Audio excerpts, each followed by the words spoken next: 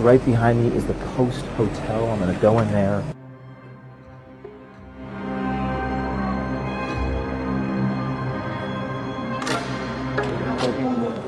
Laser light comms, dark matter. Do you have that company in your portfolio that does artificial rain?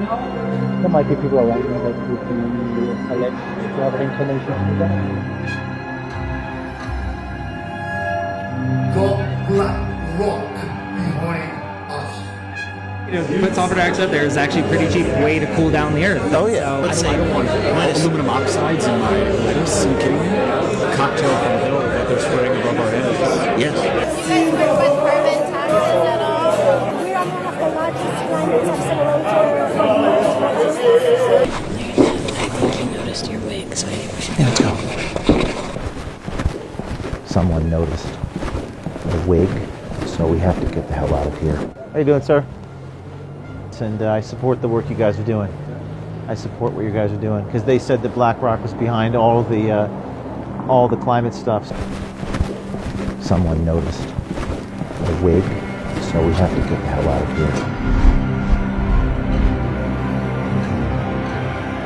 We are here in Switzerland, in Davos, and we are on top of a mountain eating truffled potato terrine in a vegetable coat with curly endive salad and forest berry dressing. So we decided to pack our bags, get a bunch of undercover people, hidden cameras, and infiltrate the World Economic Forum, or some of the Swiss people call it WEF. WEF, we've heard it being referred to. Some of these people actually looked like James Bond villains, come together to discuss ways to make themselves richer. So what really goes on? What do they really say? We're going to take you there.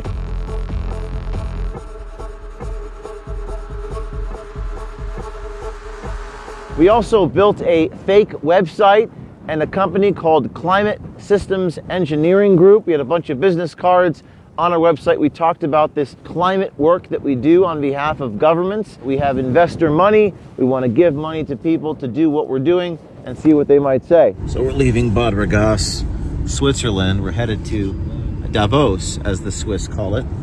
As you can see, what beautiful scenery. We got to get through the security checkpoint. We're going to tell them that we're skiing, which we were, in Pizol, and hopefully that gets us into town without any issues. And we're posing as Climate Systems Engineering Group, trying to get that sulfur dioxide into the stratosphere to prevent the sun from coming through. That'll help cool down the environment. That's our cover in Davos. So first of all, there was an insane amount of security at Davos, men with guns everywhere, even a security checkpoint on the way to the location. So for our first stop, we snuck into the Post Hotel, where they were having a climate scale-up event, and we were able to just walk right in. There you see me just walking into the event with my colleague, my sister, as part of this Climate Systems Engineering Group.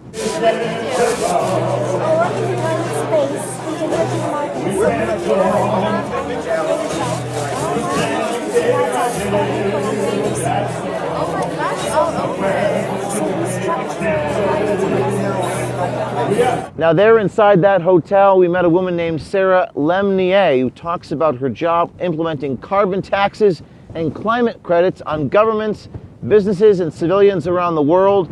There was a very loud guitarist playing some operatic version of John Lennon right behind us as we spoke. We apologize for the sound distortion on that. Aerosols in the weather.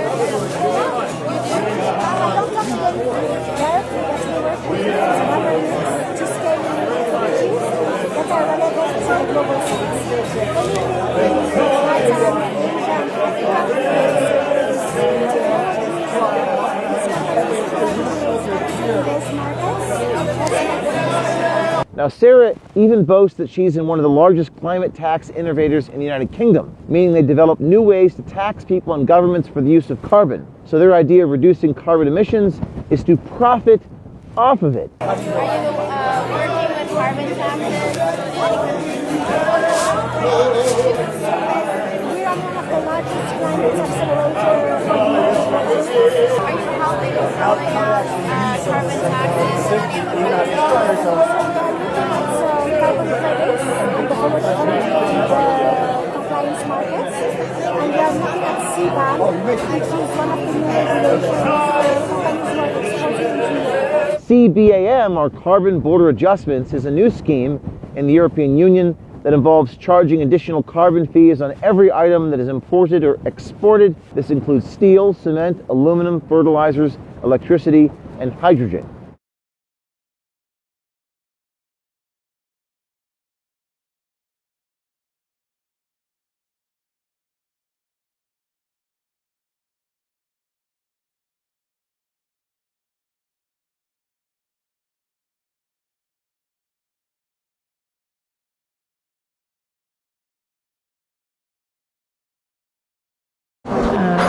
A portion of the taxation or helping them implement this in their countries. Do you get that? We also work with companies to give them like a new revenue stream to strengthen the business model. So for instance, CBAM, we are interested because we see how we can help companies in Latin, in Africa, in India decarbonize their operations so that they remain competitive to export to Europe. So that's our angle. And lastly, we work with large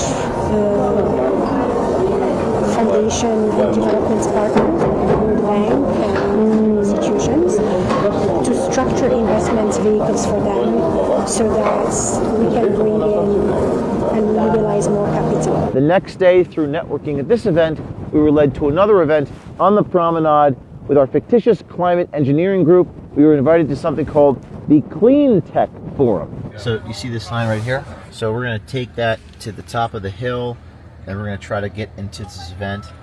The event is called Global Clean Tech Forum. We're going to take the gondola top of the hill, so we're here out of the car now. Ready? As we navigated our way towards the gondola to the top of the hill, looking for something called the Schlazlap Hotel. Follow me as we go inside this climate thing. Davos is absolutely packed right now. There's people everywhere. It takes about 2.5 to 3 hours just to get into the town, coming from the outside. To get into the place, we have to take a gondola all the way to the top. So we're going to take the gondola.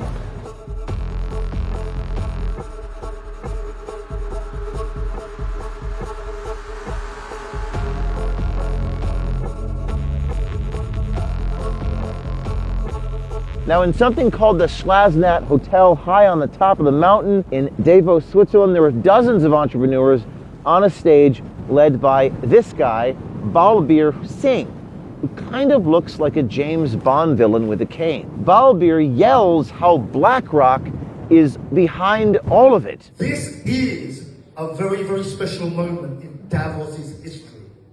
And I mean this, and I mean it sincerely.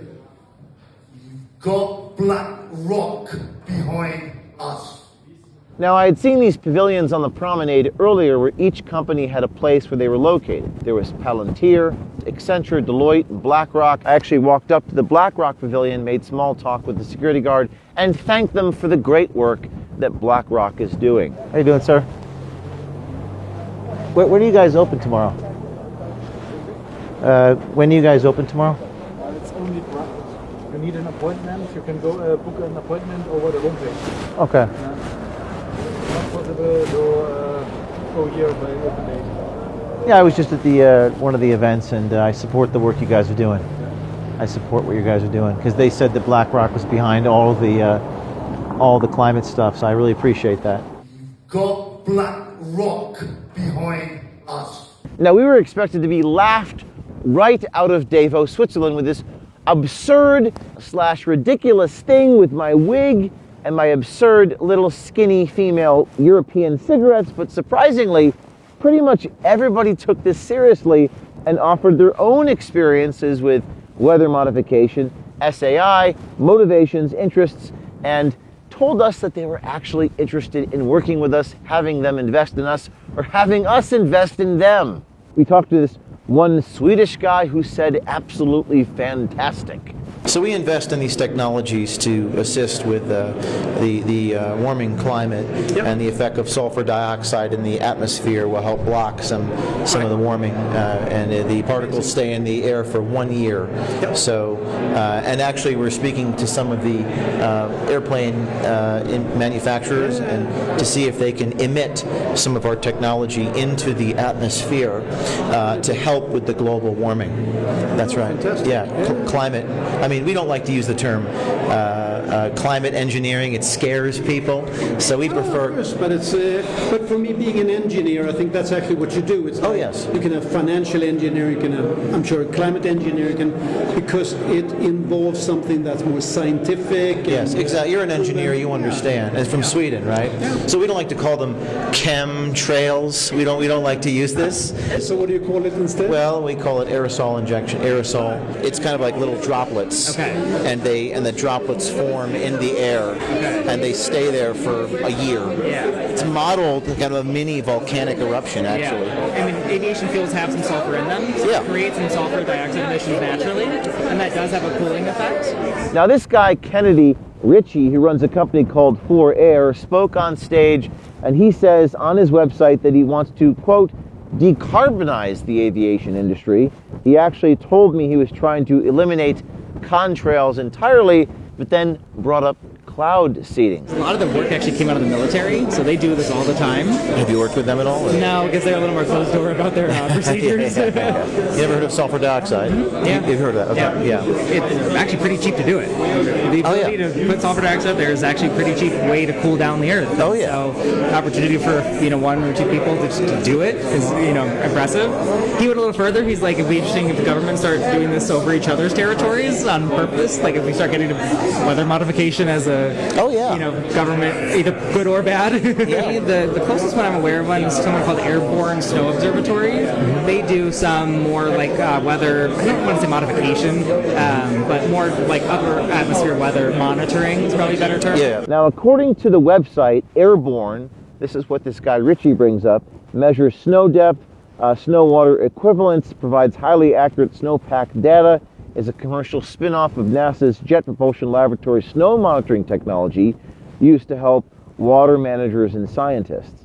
Earlier today in this room, Al Gore was in this room, Larry Fink was in this room, and now we're in the room talking to people about geoengineering, weather modification, and the trails that come behind airplanes and what's going on. I don't want aluminum oxides in my lettuce. Are you kidding me? Say that again? Aluminum oxides. Aluminum oxides are part of the cocktail from hell that they're spraying above our heads. Yes. So far, the disguise is working.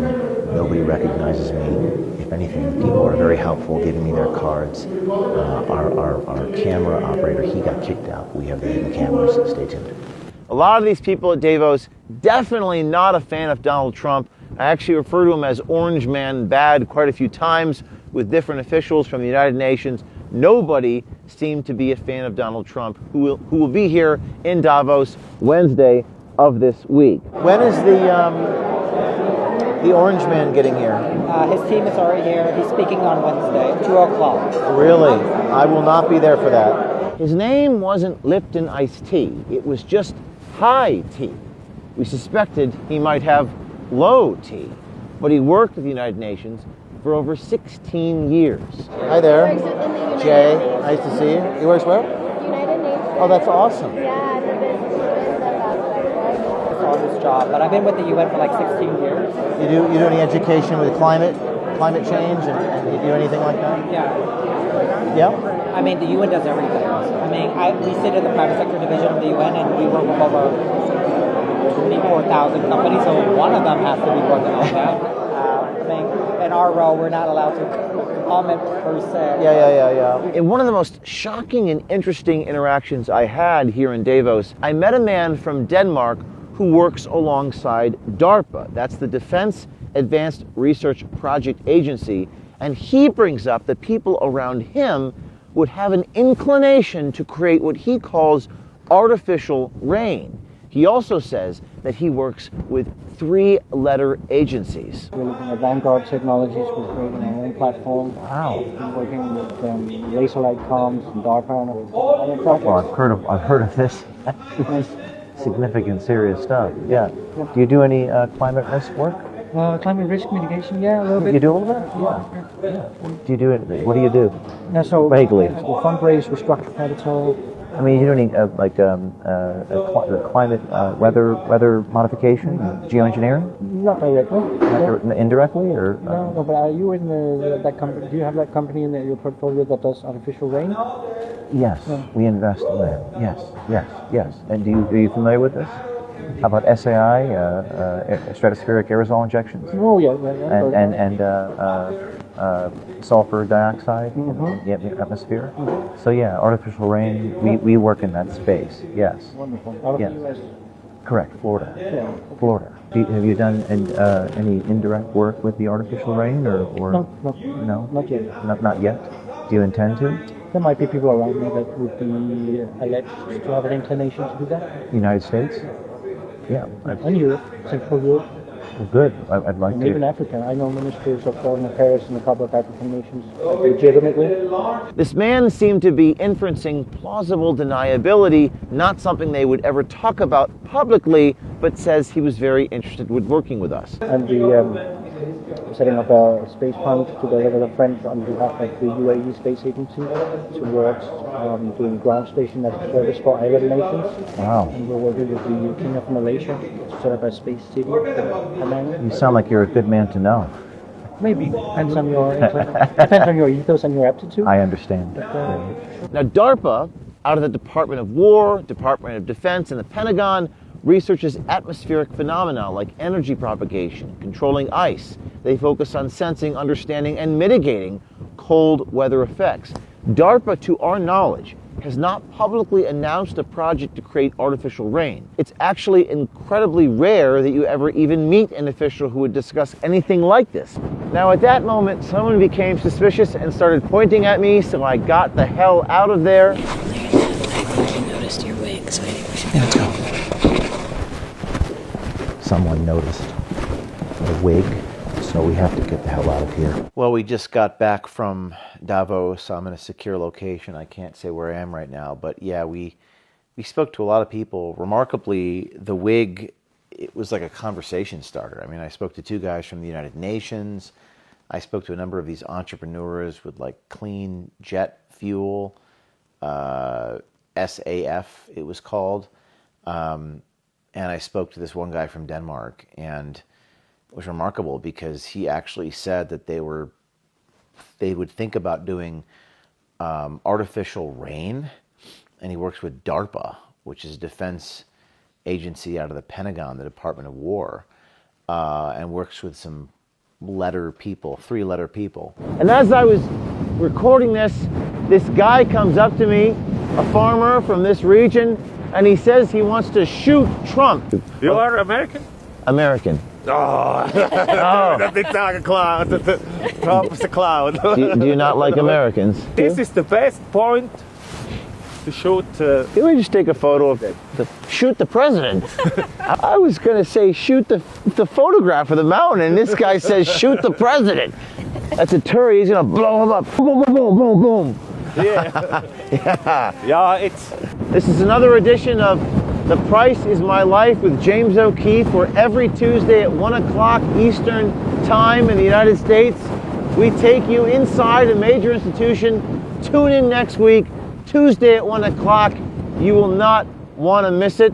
Taking you places no journalist will go. Undercover. We're watching. We're waiting. We got to be careful with these Swiss people because they might shoot the president with that turret over there. See you next time. All right, let's talk healthcare. because the system is a total mess. Do you really trust your insurance company? You're paying outrageous premiums, and months later, the bills still keep coming. Confusing networks, denied claims, surprise fees, now rates they're saying might go up 20% or more. And did you know that medical debt is the #1 cause of bankruptcy? Those are some of the many reasons why I suggest switching from traditional health insurance to Impact Health Sharing. Impact Health Sharing is a powerful health sharing community that takes the middleman and the corporate profit-driven bureaucracies out of your healthcare and puts the power back in your hands. You can save up to 50% and get clear costs, real savings, and no woke nonsense. You can pick any doctor, no surprise bills, 24/7 telehealth, maternity support. Take control of your healthcare before the system decides for you. Go to impactomg.com to learn more and get your free quote in seconds, or call 855-378-6777 now. That's impactomg.com, impactomg.com. Impact Health Sharing, built differently.